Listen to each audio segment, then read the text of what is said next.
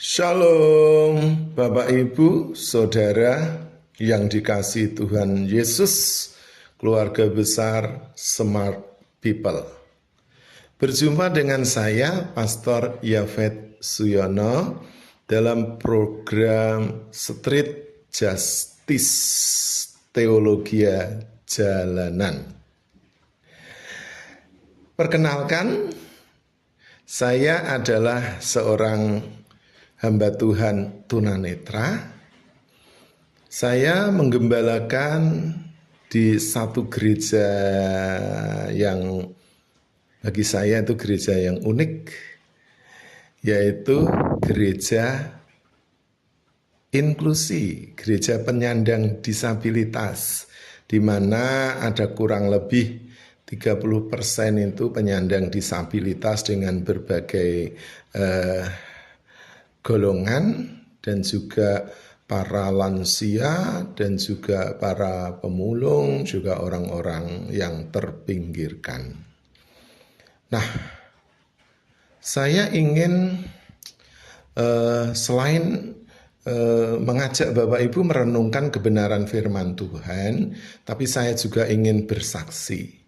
Ada dua bagian di dalam hidup saya yang ingin saya saksikan, yaitu sebelum saya mengalami kehilangan penglihatan. Saya berasal dari keluarga yang tidak percaya Tuhan Yesus. Dan saya satu-satunya oleh Tuhan dipanggil untuk menjadi anaknya. Tahun 1985 saya mengenal secara pribadi Tuhan Yesus dan menerimanya sebagai Tuhan dan Juru Selamat. Tidak ada satupun yang menginjili saya atau menceritakan tentang Yesus. Saya punya teman, waktu itu saya tinggal di Surabaya Barat. Teman saya ini orang Kristen, dan saya juga aktif di kampung itu, kegiatan Karang Taruna. Saya sering bertandang atau main ke rumahnya dia, Joni namanya. Nah, di atas meja ruang tamunya itu tergeletak Alkitab. Saya coba buka-buka gitu ya. Terus saya mulai membaca gitu ya, pelan-pelan gitu. Saya simak. Di situ ada yang namanya Abraham, ada yang namanya Musa, ada yang namanya Ishak, Yakub, Nuh, Lot. Nah, nama-nama itu saya kenal di dalam iman saya yang lama.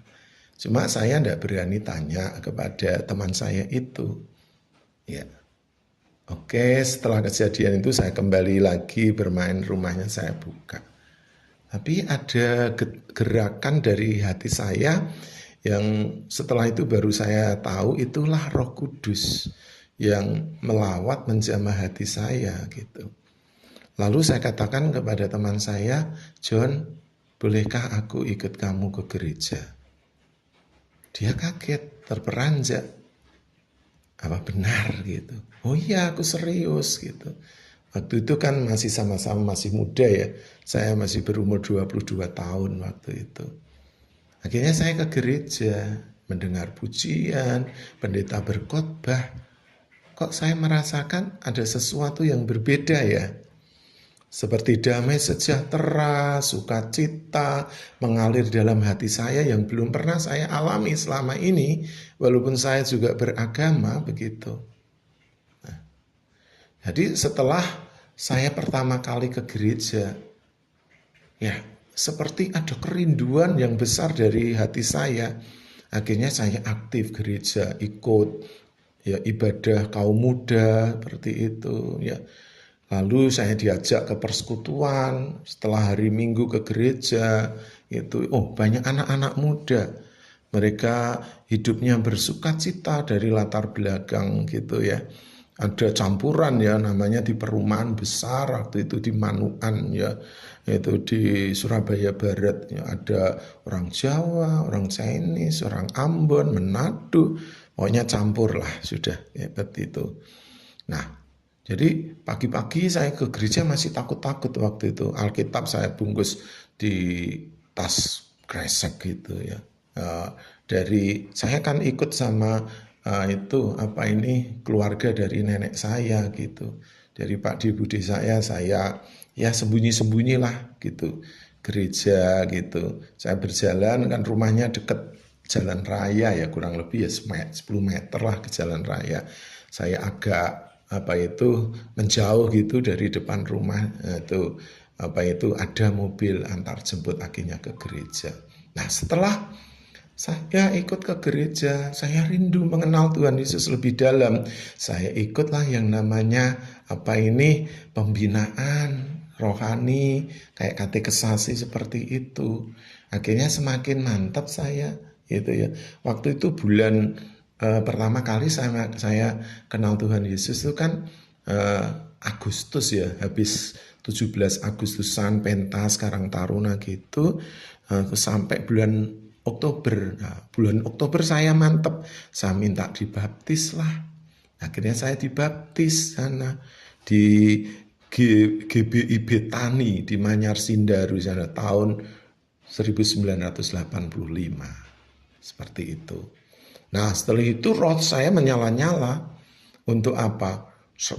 Semakin rajin ikut persekutuan, ikut pelayanan mendoakan orang, untuk menceritakan Yesus, bawa traktat, ya ikut penginjilan, ikut dalam tim doa untuk KKR dan sebagainya. Ya sampai akhirnya saya bergabung dengan sebuah yayasan pelayanan utusan Injil Immanuel ya. Itu banyak alumni dari UK Petra Surabaya melayani khusus ke suku-suku Tengger. Nah, jadi saya beberapa kali diajak ke sana di wilayah ini pegunungan Bromo Tengger Semeru itu mulai tahun 87 itu ke sana. Akhirnya setelah itu, nah dari yayasan saya ditetapkan untuk menjadi penginjil, saya diutus ke sana. Nah, waktu kita berangkat ke sana itu ya nggak ada teman, seorang diri. Saya ingat benar itu ya, tahun 87 hampir mendekati akhir tahun lah, kalau enggak bulan November gitu ya, seperti itu. Nah, waktu itu kan sudah mulai musim hujan. Jadi saya berangkat dari Surabaya, lalu sampai ke Kecamatan Tumpang. Di sana itu biasanya pos untuk kendaraan naik ya ke sana, ke Desa Ranupane di lereng Gunung Semeru. Nah, kalau sudah sore kendaraan sudah sulit, satu-satunya truk. Kalau pagi masih ada kayak mobil jeep atau hardtop yang terbuka itu biasanya. Kalau nggak ngangkut petani atau pedagang sayur ya para pendaki yang mau mendaki ke puncak Gunung Semeru gitu, saya ikut. Ya, saya berangkatnya itu sudah jam 4 sore. Jadi akhirnya sampai di Desa Ngades itu jam 6 sore dalam kondisi hujan. Nah, saya harus teruskan ke Ranupane, sudah mulai gelap kan. Sudah jam 6 sore kan, sudah habis maghrib. Jalan sendirian, itu jaraknya masih 10 kilo. Jadi itu harus naik, turun, kayak gitu. Dalam kondisi sendiri. Antara saya itu berani berangkat, atau saya mundur balik ke Surabaya. Tapi saya meneguhkan hati karena saya rindu gitu ya. Ada kerinduan yang besar untuk mengasihi Tuhan, untuk hidup menyenangkan hati Tuhan. Makanya saya tidak akan mundur di dalam panggilan. Nah, Bapak Ibu Saudara yang mendengar program Street Justice ini, saya ingin merenungkan ya tema ini, tetap teguh dalam panggilan. Nah, saya lanjutkan ya. Nah, setelah itu saya berjalan seorang diri. Ya, saya belajarlah menguatkan, menenangkan hati. Walaupun sebetulnya antara takut dan berani itu campur aduk. Tapi karena saya sudah mengambil keputusan, Apapun resikonya saya harus ambil. Akhirnya berjalanlah saya sendirian 10 kilo di tengah hujan deras, di gelapnya malam. Ya, di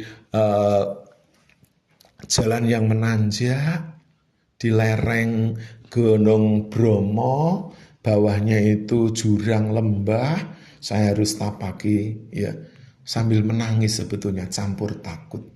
Saya terus maju pelan-pelan, akhirnya jam 9 malam saya sampai di desa Ranupane dalam kondisi basah kuyup dan sebagainya. Ya, saya bersyukur memang tidak ada sambutan yang meriah atau apa. Tapi saya menemui beberapa keluarga yang sudah percaya Yesus di sana, dan ya sebelumnya kita sudah saya 2 kali sebelum saya benar-benar ya sebagai utusan ya itu bersama tim sudah ke sana, jadi sudah tahu. Tapi kalau ini benar-benar saya sudah diutus secara pribadi oleh yayasan itu, seperti itu. Ya udahlah, saya sudah senang karena sudah sampai di sana. Nah, Bapak Ibu Saudara yang dikasihi oleh Tuhan Yesus Kristus, kadang-kadang kita ini merasa bahwa sebagai anak Tuhan, ketika kita dipanggil, ketika kita pertama mengikut Yesus dengan cinta mula-mula yang menggebu-gebu, apapun resikonya itu, ya kita mau jalani, mau kita lewati, sesulit apapun. Tapi banyak orang yang mundur, karena teman saya itu akhirnya banyak kembali meninggalkan Yesus karena apa? Pasangan hidup, karena pekerjaan. Dan juga karena tekanan dari keluarga atau masyarakat sekitarnya. Ya. Puji Tuhan, walaupun saya mengalami seperti itu, karena kerinduan saya itu besar, ya roh saya itu begitu kuat ingin mengasihi Yesus, ingin berkenan kepada Tuhan Yesus, dan saya sudah menemukan juru selamat sejati hidup saya, sehingga saya tidak mau mundur. Walaupun pada akhirnya ya saya harus berjalan sendiri di antara teman-teman banyak yang meninggalkan Yesus, mereka tidak setia, tapi saya mau menetapkan hati di dalam panggilan ini. Nah, saya bersyukur karena saya mau dan Tuhan membukakan jalan, saya diberi kesempatan untuk melayani suku-suku Tengger selama 10 tahun di sana. Jadi saya belajar setia, kalau datang ke sana, kalau tidak ada mobil, saya harus ngojek dulu. Saya kadang-kadang lewat Kabupaten Malang, kadang lewat Kabupaten Pasuruan, kadang lewat melalui Kabupaten Probolinggo atau Lumajang. Jadi kawasan Bromo Tengger Semeru itu ada 4 pintu yang bisa dimasuki. Kalau saya lewat Kabupaten Pasuruan, itu harus turun di satu desa namanya Kandangan.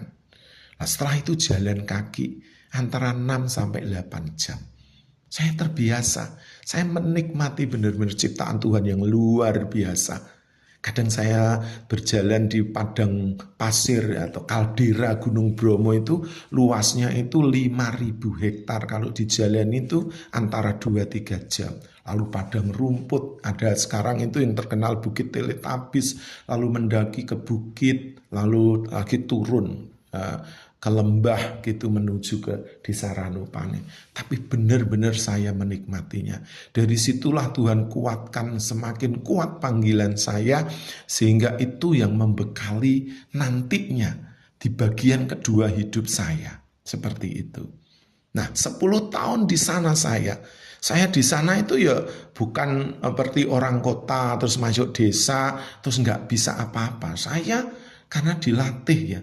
Saya dulu di sekolah misi di Lawang Bible Training Center, di Pesat Salatiga, sehingga saya dibekali untuk bagaimana melayani di desa.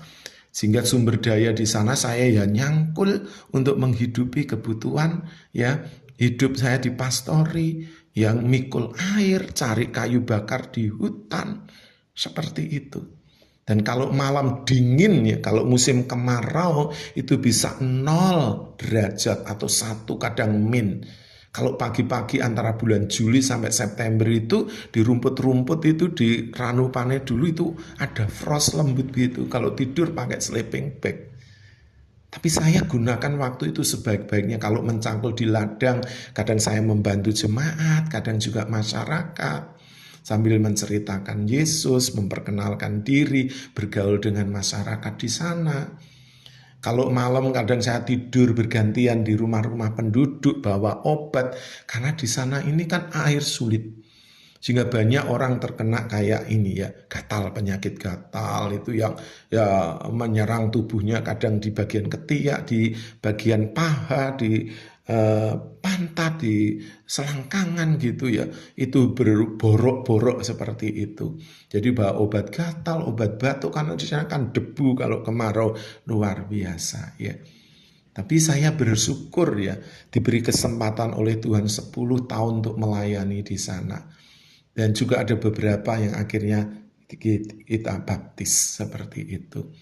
Dan Tuhan mengizinkan pengalaman itu ya, sehingga setiap kali saya berangkat atau pulang, biasanya setengah bulan saya ada di sana Tengger, tidak hanya di Ranupane tapi saya juga keliling itu, bekerja sama dengan berbagai universitas kayak dari dokter-dokter muda dari Universitas Airlangga, dari IKIP Surabaya, dari UK Petra, dan juga dari sekolah teologi kayak di Saat Malang, Youth Mission itu waktu mereka praktek dan sebagainya.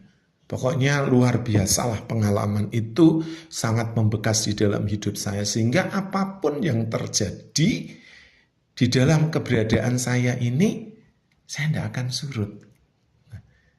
Jadi Bapak Ibu, kalau sekarang Tuhan izinkan saya menjadi gembala dari satu gereja yang namanya JKI Mandiri Tunanetra Eklesia di Malang. Itu bukan karena kekuatan saya tidak mampu.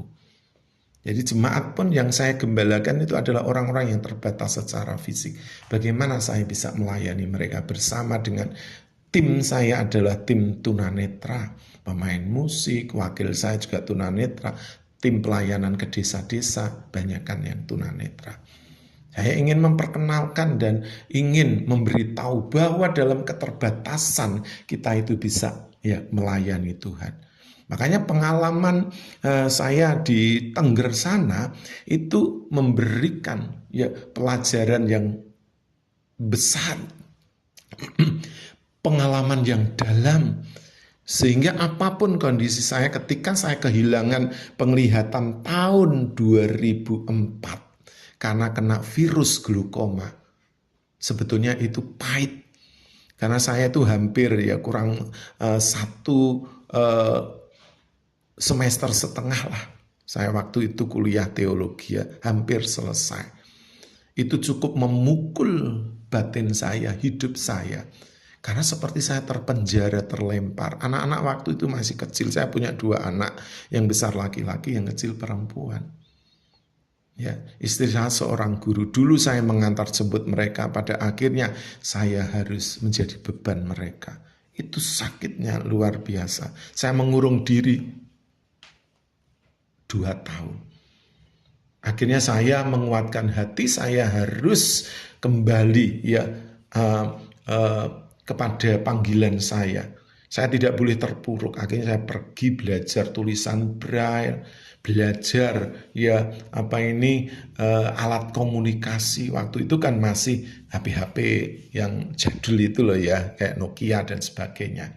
Ya, tapi yang ada suaranya, yang Symbian pakai talkback gitu ya. Nah, itu seperti itu. Tapi semakin ke sini ya saya mulai belajar ya, baik itu tulisan braille dengan pakai alat-alat komunikasi gitu yang sekarang kan sudah lebih canggih, itu sangat menolong. Dan sampai akhirnya tahun 2005 saya diwisuda. Tapi puji Tuhan, walaupun juga berat ya keberadaan saya gitu, karena pada akhirnya saya merasa saya tidak boleh terpuruk, saya harus eksis dan saya akan tetap dalam panggilan saya, nggak mundur 1 langkah. Dulu saya melihat kemana-mana sendiri, sayang sekarang kehilangan penglihatan, saya juga tidak boleh menjadi beban bagi istri saya. Akhirnya saya belajar pakai tongkat, saya belajar mobile gitu ya, belajar untuk beraktivitas di rumah sendiri. Kalau istri pergi, saya juga ngerawat anak, sudah biasa begitu tunanetra, menyapu, mengepel, memasak, setrika, mandiin anak dan sebagainya. Sudah tidak ada masalah ya. Jadi waktu itu memang sempat saya ini, ya 2 tahun itu terpuruk, saya 6 bulan saya kejar, minta mujizat Tuhan supaya Tuhan sembuhkan mata saya. Tapi itu tidak terjadi. Saya percaya itu bukan Tuhan tidak sayang, tapi Tuhan sedang menguji hati saya, hidup saya, iman saya. Apakah dalam kondisi seperti ini saya tetap setia dalam panggilan, tetap teguh di dalam iman saya. Walaupun keluarga saya mengajak saya untuk ke paranormal, tapi saya tolak. Saya katakan saya sembuh atau sehat, ya saya tetap percaya Tuhan Yesus. Bapak Ibu Saudara, kadang-kadang orang mengalami pukulan kayak seperti saya ini. Dari melihat beraktivitas kemanapun bisa, tiba-tiba gelap gulita sering masuk penjara. Orang bisa stres, bisa depresi. Tapi saya harus atasi, yaitu kalau cuma hanya mendengar nasihat dari luar, ya sulit untuk bangkit. Tapi saya kuatkan hati saya harus bangkit, saya harus bangkit. Ya, untuk anak-anak saya harus mendampingi mereka. Saya tetap harus menjadi ayah mereka, menjadi suami, dan saya juga harus bertanggung jawab di dalam keluarga. Dan akhirnya Bapak Ibu, melalui doa panjang saya yang selama 6 bulan saya kejar, setelah doa pagi saya itu berjalan dari rumah ke jalan raya itu sekitar sekiloan ya, pakai tongkat gitu. Saya menangis di hadapan Tuhan, minta Tuhan bawa aku pergi jauh.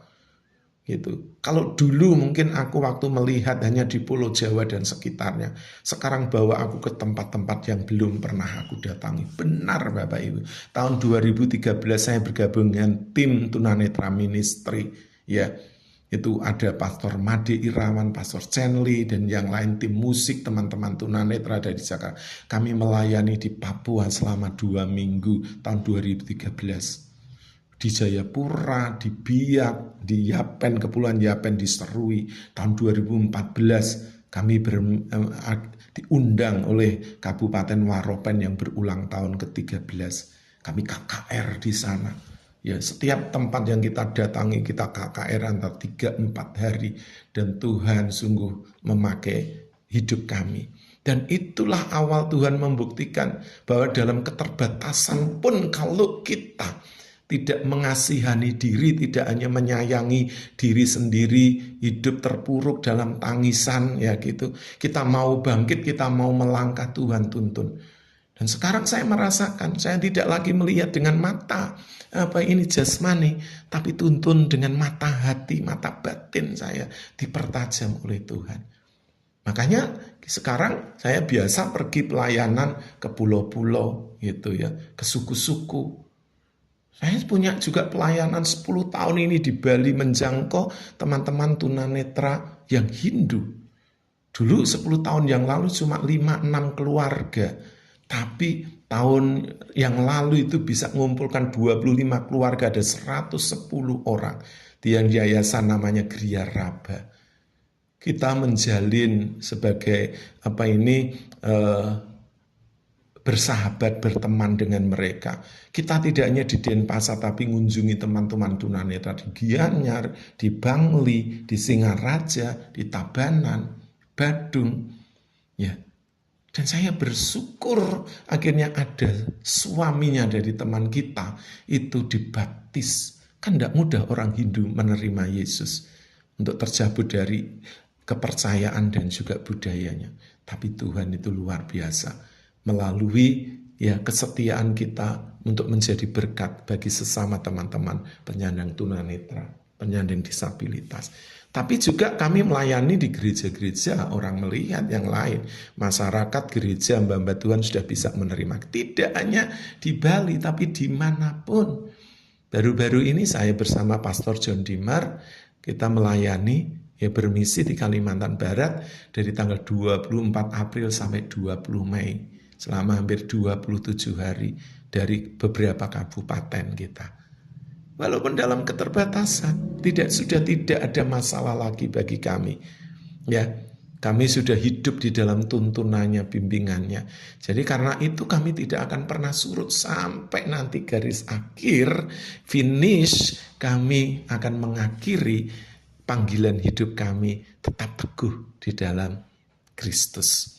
Oleh karena itu Bapak Ibu, saudaraku ya, yang mendengar program Street Justice ini, kiranya apa yang saya sampaikan ini boleh memberkati. Sebelum saya tutup, saya ingin ya Bapak Ibu mendengar kebenaran firman Tuhan. Mari dibacakan. 1 Petrus 2 ayat 21. Sebab untuk itulah kamu dipanggil, karena Kristus pun telah menderita untuk kamu dan telah meninggalkan teladan bagimu, supaya kamu mengikuti jejaknya. Nah, untuk itulah Bapak Ibu sudah dipanggil, karena Kristus pun sudah menderita. Untuk siapa? Untuk kita. Dia sudah mati menebus dosa kita dan meninggalkan teladan. Supaya apa? Kita mengikuti jejaknya. Jadi penderitaan ringan katanya yang sekarang ini mengerjakan bagi kita apa? Kemuliaan kekal. Oleh karena itu Bapak Ibu Saudara yang setia mengikuti program Street Justice ini, ayo Bapak Ibu tetap teguh di dalam panggilan apapun kondisi, enak nggak enak, sakit menderita, susah senang ya, terpuruk atau Bapak Ibu sedang ya mengalami masalah dalam rumah tangga, pekerjaan, ya masa depan anak-anak kita. Orang-orang seperti saya aja tetap semangat, tetap kuat, tetap memandang Tuhan walaupun sekarang bukan dengan mata jasmani tapi dengan mata hati. Oleh karena itu Bapak Ibu tetap setia pada panggilan. Penderitaan ringan kok di dunia ini, ya. Tapi kemuliaannya akan kita terima kelak di surga mulia. Jadi Bapak Ibu, sebelum saya mengakhiri, kesimpulannya adalah baik kita sehat, baik kita sakit, baik kita ini bahagia atau kita ini menderita, ya, baik kita ini susah atau senang, ayo tetap teguh di dalam panggilan. Karena Tuhan itu setia dan Tuhan juga akan terus menuntun setiap langkah kita sampai kita mampu mengakhiri garis finish. Jadi Bapak Ibu tetap setia di dalam panggilanmu dan Bapak Ibu Saudara semua diberkati oleh Tuhan Yesus. Sebelum saya mengakhiri, mari saya ajak Bapak Ibu berdoa. Kami bersyukur untuk Tuhan, kesaksian dan renungan firman Tuhan singkat di program Street Justice ini. Kiranya Tuhan memberkati Bapak Ibu yang ada di Smart People ini, dan program ini boleh menjadi berkat, menguatkan, memotivasi setiap hati yang sedang mengalami pergumulan. Tuhan Yesus memberkati. Sampai ketemu lagi Bapak Ibu Saudara. Shalom.